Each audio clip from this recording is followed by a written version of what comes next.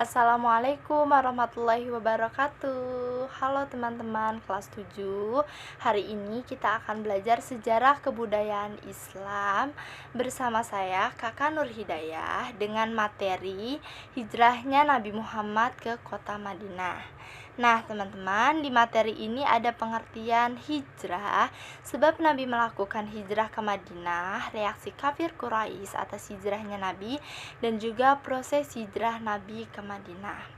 Nah, yang pertama kita langsung aja ke pengertian hijrah. Hijrah menurut bahasa berarti meninggalkan, menjauhkan diri, dan berpindah tempat. Nah, dalam konteks sejarah, hijrah adalah kegiatan perpindahan yang dilakukan oleh Nabi Muhammad SAW beserta para pengikutnya atau sahabatnya ke kota Madinah, dari Mekah ke kota Madinah dengan tujuan mempertahankan dan menegakkan risalah Allah dan juga dakwah Islam. Nah, hijrah ini dibagi menjadi dua, ada hijrah makaniyah dan juga hijrah maknawiyah. Nah, hijrah makaniyah ini dalam sejarah terjadi 3 kali. Yang pertama, hijrah ke Habasyah, dan yang kedua, hijrah ke Thaif, dan yang ketiga, hijrah ke Yastrib atau ke Madinah yang dilakukan pada tahun 13 kenabian. Nah, kemudian hijrah maknawiyah. Hijrah maknawiyah ini dibagi menjadi 4. Yang pertama ada hijrah i'tiqadiyah, yaitu hijrah keyakinan. Yang kedua ada hijrah fikriyah, yaitu hijrah pemikiran. Yang ketiga ada hijrah syu'uriyah, yaitu hijrah kesenangan atau kegemaran. Dan yang terakhir adalah hijrah sulukiyah, yaitu hijrah kepribadian ataupun akhlak. Nah, peristiwa hijrah ini menjadi sebuah monumen besar yang kemudian dipakai oleh Umar bin Khattab sebagai nama kalender.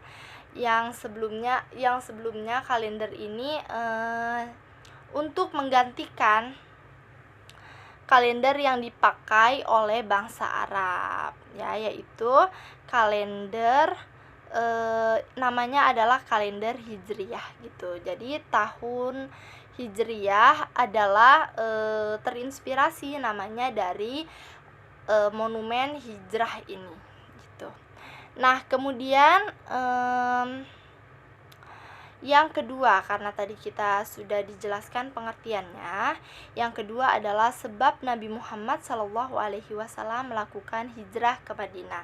Nah, adapun sebab yang utama, alasan kenapa Nabi Muhammad SAW hijrah ke Madinah adalah karena umat Islam mendapat perlakuan yang sangat tidak mengenakan dari para kaum Quraisy Mekah.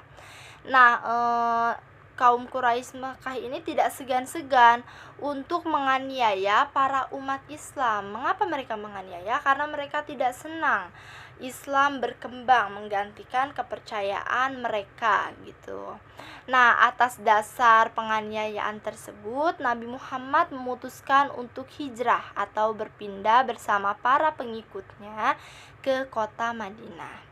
Nah, adapun faktor lain yang menjadi sebab dari perpindahan Nabi Muhammad adalah yang pertama, Yastrib atau Madinah adalah tempat yang paling dekat dengan Mekah. Yang kedua, sebelum diangkat menjadi nabi, Nabi Muhammad telah mempunyai hubungan baik dengan penduduk kota Madinah.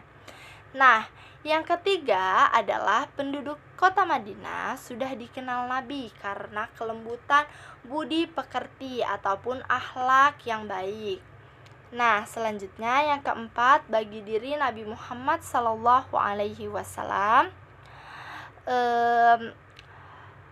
hijrah ini merupakan keharusan karena perintah Allah Subhanahu wa Ta'ala.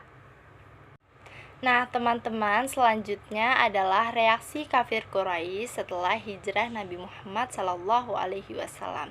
Jadi reaksi mereka adalah setelah mereka mengetahui adanya perjanjian antara Nabi Muhammad dan juga orang-orang Yastrib, mereka semakin kuat menyiksa umat Islam. Nah, ini membuat keputusan Nabi Muhammad semakin bulat untuk menyuruh para umat Islam di Mekah segera berhijrah ke kota Madinah. Nah, akhirnya seluruh kaum Islam, umat Islam hijrah ke kota Madinah hingga tersisa Ali dan juga Abu Bakar yang tinggal di kota Mekah bersama Nabi.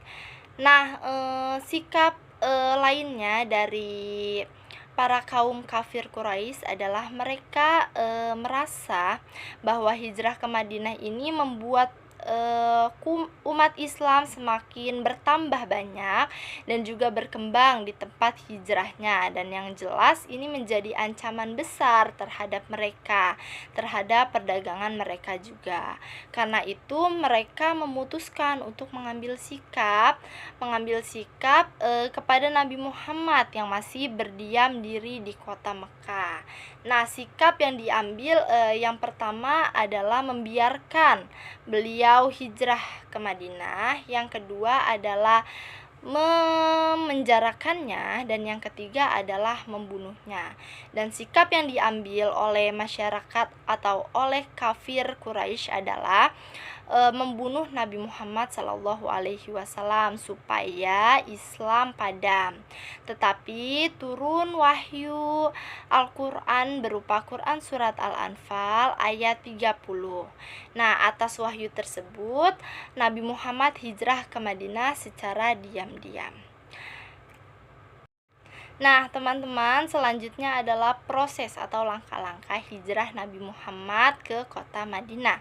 Yang pertama adalah Ali yang menggantikan Nabi Muhammad berbaring di tempat tidurnya.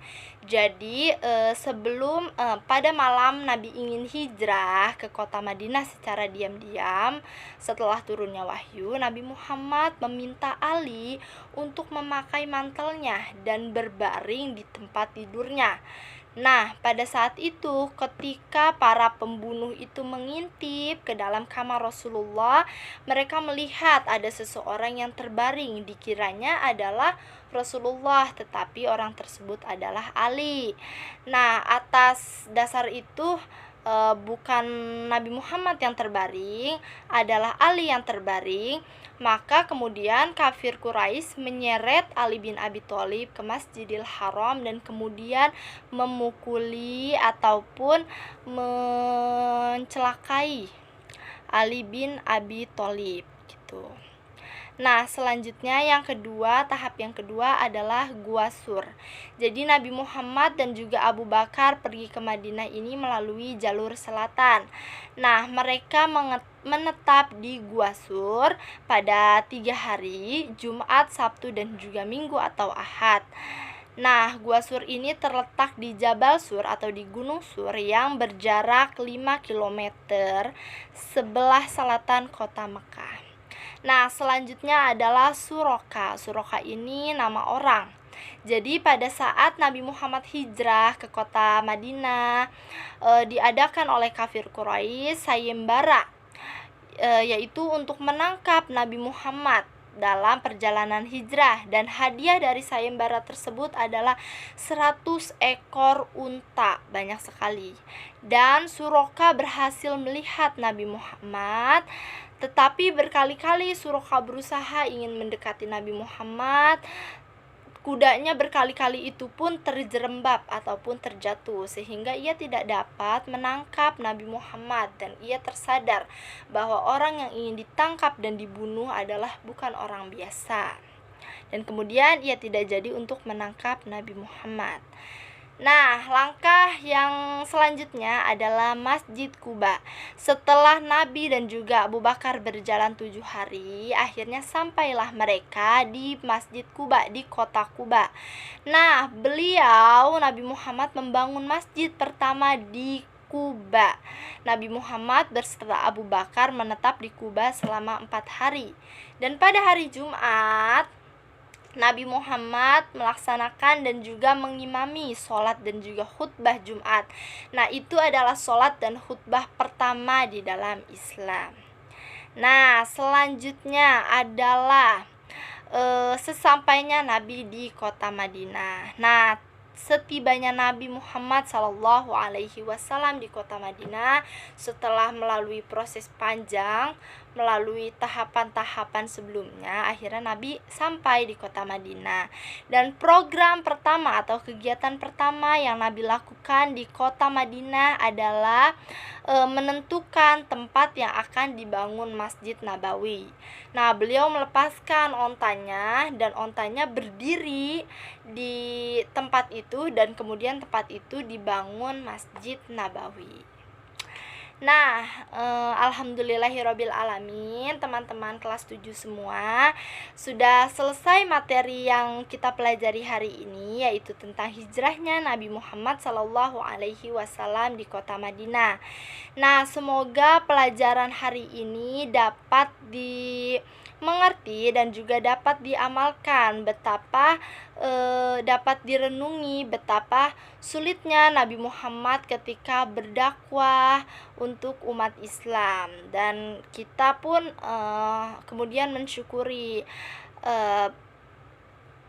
senangnya kita menjadi umat Islam. Nah, teman-teman, karena sudah selesai materi yang disampaikan pada hari ini, maka kurang lebihnya kakak mohon maaf. Wassalamualaikum warahmatullahi wabarakatuh.